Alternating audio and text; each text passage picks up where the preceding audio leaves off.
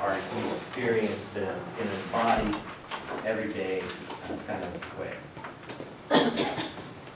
So what's the deal? What are the implications of this, right?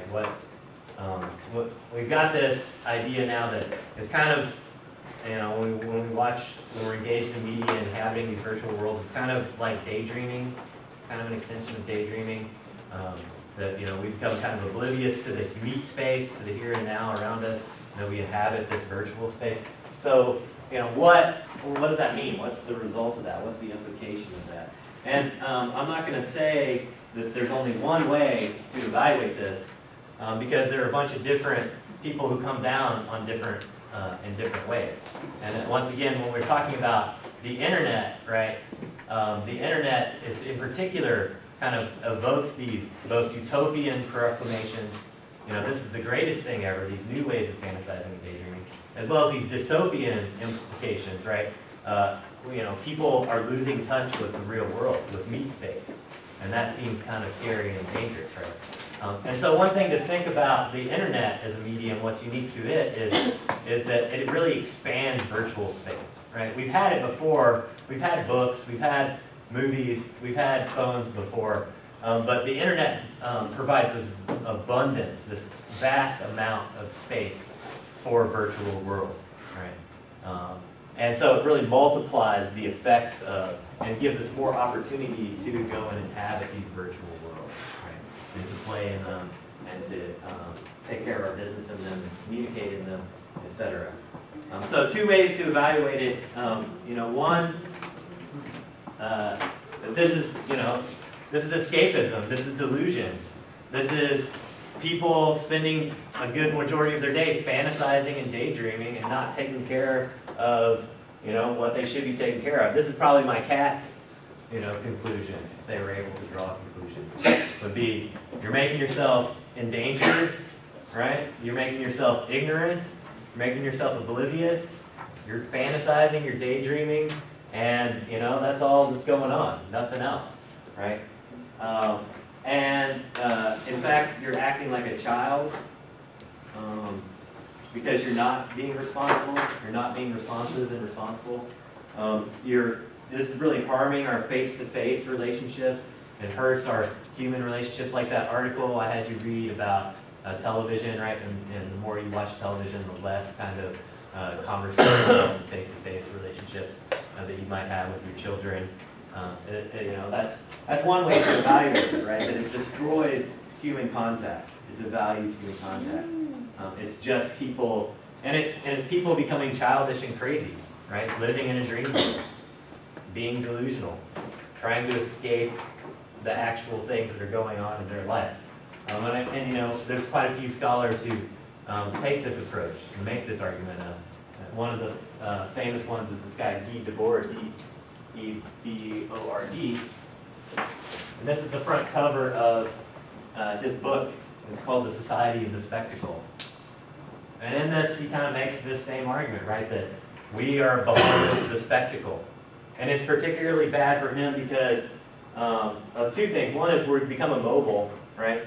We're not out there acting, trying to change our world for the better. We're frozen in our seats, chained to our couches, chained to our computers, right? Being immobile. And we become impassive, right? And we become individuals, right? We don't connect with everybody else. So this is why this is the image on the front of his book is, right? It's a bunch of the lonely crowd, right? We're in a crowd, but we're not connected. We're not talking to the people next to us. We're not engaged. We're not touching the people next to us, right? We're all watching this as individuals, isolated. We're isolated in the crowd, in a sense, right? And for Debord, that's very scary because it allows kind of the powers to be to manipulate us. If we're immobile, if we're isolated, if we're, if we're crazy, if we're escaping all the time, escaping reality, then those that aren't doing that and that want the power and want to grab the money and stuff can manipulate us, can control us much easier. Whoa.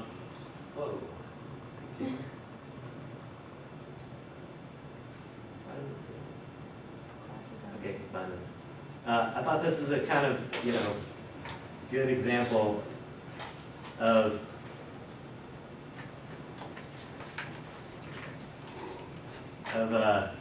how childish and crazy maybe we become over these virtual worlds, right?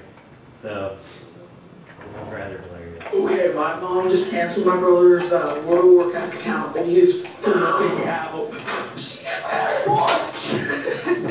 Holy cow.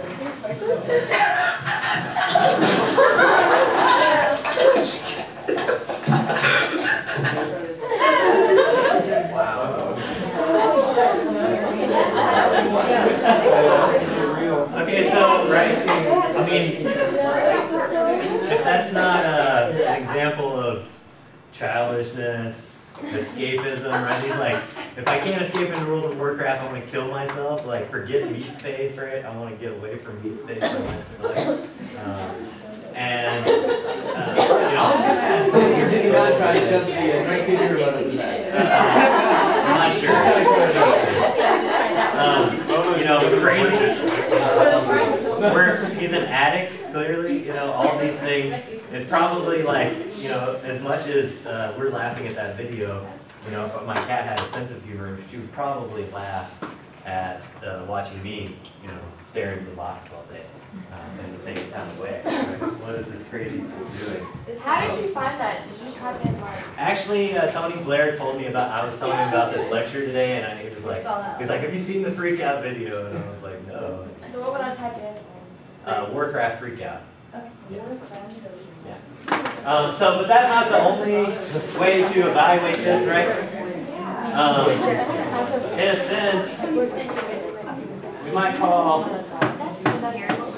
the other way to evaluate this the post-human. Okay. That what it is that's uniquely, daydreaming and fantasizing is something that is uniquely human, right? That cats don't do, that other animals, as far as we know anyway, don't do, right? At least don't consciously choose to do. Maybe they have dreams, but we can sit back and consciously choose to do, or turn on a movie and choose to kind of daydream, right? So, from this perspective, these technologies, especially things like the internet that allow us to have new ways of daydreaming, new ways of fantasizing, are great, right? Of course we need to escape from Meatspace. Meatspace is rough, and we all die, and our bodies deteriorate, and we get ugly. And who wants to live in Meatspace, right? I don't want to live in Meatspace. I want to go watch a movie so I can identify with the main character who's beautiful.